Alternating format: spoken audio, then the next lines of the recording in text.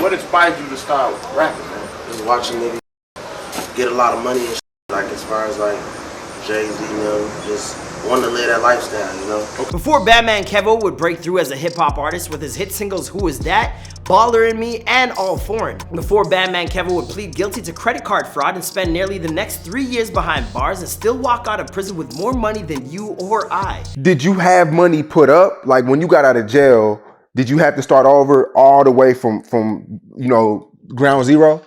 No, I had a few hundred bands. Okay. I had like 400. Before Bandman Kevo would have 334,000 subscribers on YouTube, nearly 80,000 followers on Twitter, and over 1 million followers on Instagram at the time of this recording. Bandman Kevo first made a name for himself in the early 2010s with a string of singles like All Foreign and Baller in Me that precipitated the eventual infamy he would earn after getting arrested for his involvement in a bank fraud scheme right before he was set to pop off. My hustles, when I was doing what I was doing, you feel me? The reason why I'm going to jail, because I was taking from these banks, bro, because the banks take from us.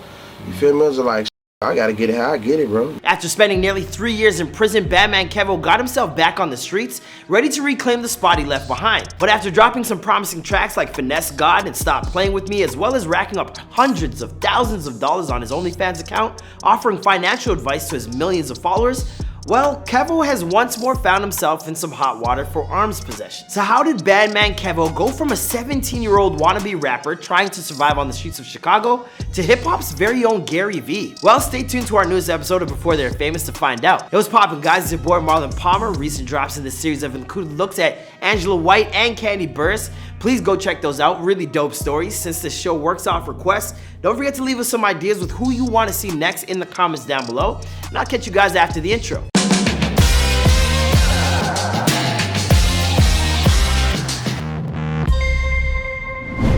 Bandman Kevo was born Kevin Ford on February 16, 1990 in Chicago, Illinois. As you can no doubt imagine, growing up on the streets of Chi-Town led to some difficult circumstances for this young man. From an early age, Kevin would see people get beat up with baseball bats, robbed, and shot at. I mean, I saw that too, but it was Boys in the Hood. It was a movie, so. What was it like growing up in Chicago? As far as the street and the money, I was more leaning towards the money. Like, you know, I wasn't really too much into the, like a lot of gangs and all that. Really trying to just get rich. That's my only goal, really. But as a kid, Kevin's parents struggled to make ends meet, living with their family in a poverty-stricken part of town in the hopes to save money. But this only led to Kevin and his brothers looking for other ways to survive. Eventually, Kevin dropped out of high school in the 10th grade because he felt like it was nothing more than a scam. Instead of sticking with his education, Kevin jumped the employment line by finding a website that offered fake high school diplomas and used that to get his first few jobs at McDonald's, Walmart, and a local factory. I find that so funny. He left school because he thought it was a scam, and then he scammed. That's, hey, full circle, right? I just felt like that was a scam because I ain't never seen nobody get rich off working a job. You feel me? So I'm just like, I'm not trying to work no job. That's kind of stressful, you know? He was working long-hour days and only earning around $200 a week, which disappointed him and had him looking for other ways to make some scratch. So to get rich quick, Kevin set his eyes on scamming. They say it's illegal, you feel me? But they doing it to us. Just like, you don't pay taxes, they take your taxes, you feel me? Despite the prevalence of gangs in his area, Kevin knew he didn't want to mess with any of them. Instead, at around 19 years old, he joined up with a like-minded hip-hop and scam crew. After a few years of successfully learning the ins and outs of music and scamming, Kevin was doing mad well for himself, sometimes carrying as much as $40,000 on his person at one time. But then in 2012, he found himself getting arrested after a run-in with a clerk at 3 in the morning at an Indiana Walmart. It's probably not the place, Indiana's definitely not the place a black man want to be caught up. The lady was already acting racist. It's 3 in the morning, you feel me? So I up that wide on her ass like, shorty, stop playing. You gonna be working here for the rest of your life. You feel me? Like, I'm showing her, you know how like a person gets, so she basically, so I go to the ATM after that. She called the police and told the police that I just hacked it. Like I did some dumb shit to the ATM. Basically, like, she made it seem like I just took all the money out the ATM. After beating his initial charges, Kevin moved on with his life, believing himself to be in the clear. In 2014, he dropped his very first solo project, a mixtape titled Fast Life. His singles Baller in Me and All Foreign earned him a ton of notice, and it seemed like Kevin was on the cusp of making it big and leaving his less than reputable ways behind. But then his old charge came back in a big way, this time a federal case.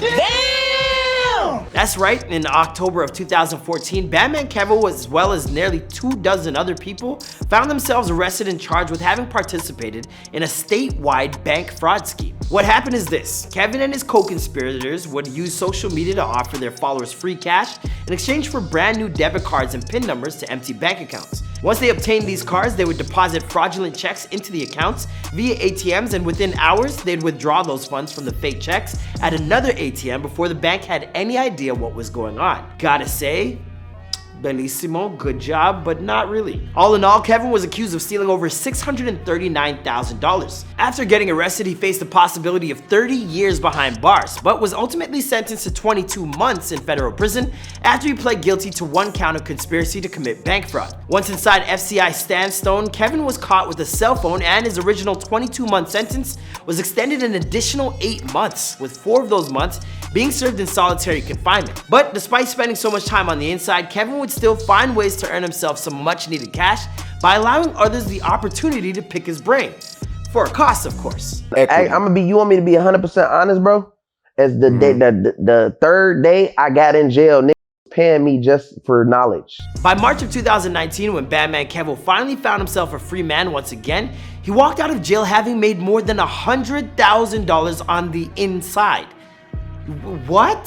Soon after his release, his very next order of business was to re-announce himself to the hip-hop world, dropping his brand new single Finesse God, as well as his follow-up Tor browser. Over the next couple years, he'd release a ton more singles like Uber and Corona Scam, while also populating his social media feeds on Instagram, YouTube, and his OnlyFans account, with videos offering financial advice courses, management, and investment ideas to his many followers. After creating his OnlyFans account, he made $10,000 in the first day, and suddenly Kevin had uncovered a whole new lane of legit income.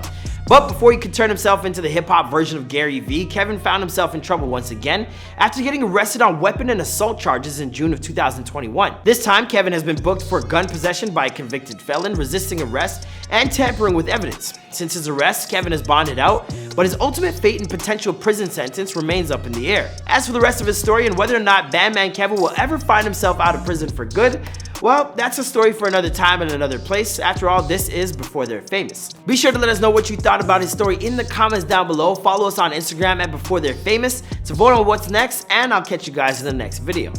Bye.